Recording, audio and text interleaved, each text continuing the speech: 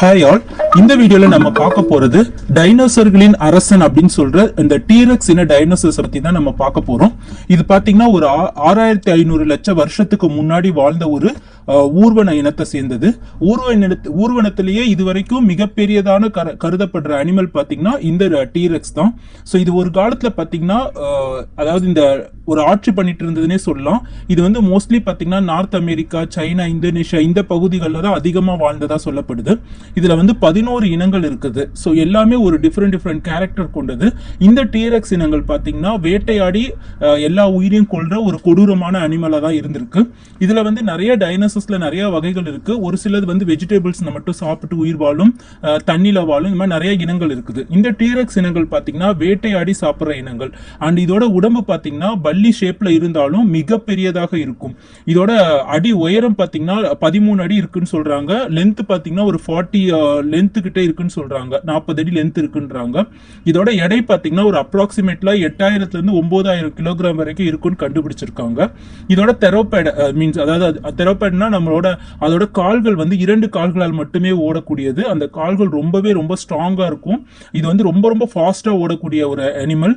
And அது மட்டும் இல்லாம இதோட கைகள் பாத்தீங்கன்னா இதுக்கு 2 கை இருக்கும், ரொம்ப சின்னதா இருக்கும். ஸோ அதை பார்க்கும்போது என்னடா இது கை ஒண்ணுமே வேலை செய்யாதான்னு நினைக்காதீங்க. அதுல 2 விரல்கள் இருக்கு.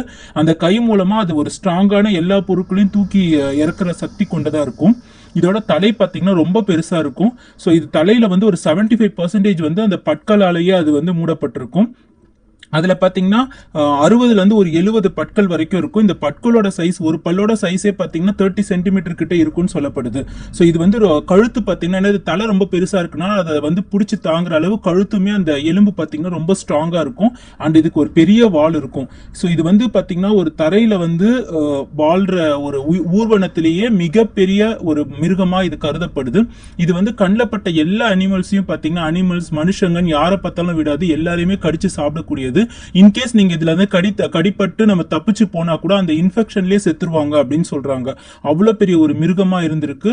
அந்த பீரியட்ல பாத்தீங்கன்னா அது ஒரு ராஜாவா இருந்து அதுகிட்ட இருந்து யாருமே தப்பிக்க முடியாத அளவு இருந்திருக்கு இந்த டீரெக்ஸ் வகை டைனோசர்ஸ்லாம். ஸோ ரொம்ப கொடூரமா எல்லாரையும் கொலை பண்ணிருக்குன்னு சொல்லலாம்.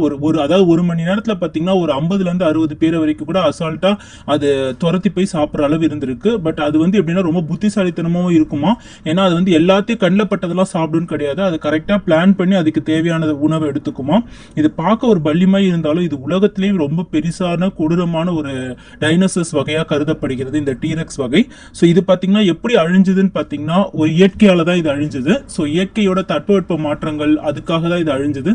ஏன்னா இப்போ நம்ம குளிர்காலம் வரும், வெயில் காலம் வரும், அதனோட அந்த தட்பவெப்ப நிலைகள் அதால தாங்க முடியாம அது இயற்கையா ஒரு அழிஞ்ச மிருகம்னு சொல்லலாம். ஏன்னா அது வந்து இயற்கையா அழிஞ்சது. ஏன்னா நம்ம மனுஷங்களால அதை கொல்ல முடியாது. ஸோ இயற்கையா அது அழிஞ்சிருக்கு. அது ஒரு நல்ல விஷயம்னே சொல்லலாம். அதை பத்தி இப்ப நிறைய ரிசர்ச் பண்ணிட்டு இருக்காங்க. ஏன்னா நிறைய சுவாரஸ்யமான தகவல்கள் இருக்கு. ஏன்னா இதெல்லாம் ரொம்ப வருஷத்துக்கு முன்னாடி நடந்தது அப்படின்றனால அதனுடைய சில எலும்புகள் அந்த மாதிரி கிடைச்சிருக்கு.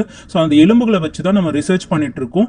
அதை ரிசர்ச் பண்ணி திரும்பவும் இந்த மாதிரி அனிமல்ஸ் வந்து ரீக்ரியேட் பண்ண முடியுமா, செயற்கையா பண்ண முடியுமான்ற ரிசர்ச் பண்ணிட்டு இருக்காங்க.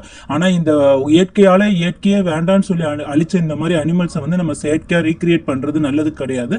அது மாதிரி பண்ணவும் தேவையில்லை அப்படின்றத ரொம்ப உண்மை. ஸோ இந்த வீடியோ உங்களுக்கு பிடிச்சிருக்குன்னா எனக்கு ப்ளீஸ் சப்ஸ்கிரைப் பண்ணுங்க அண்ட் லைக் பண்ணுங்க. Thank you so much.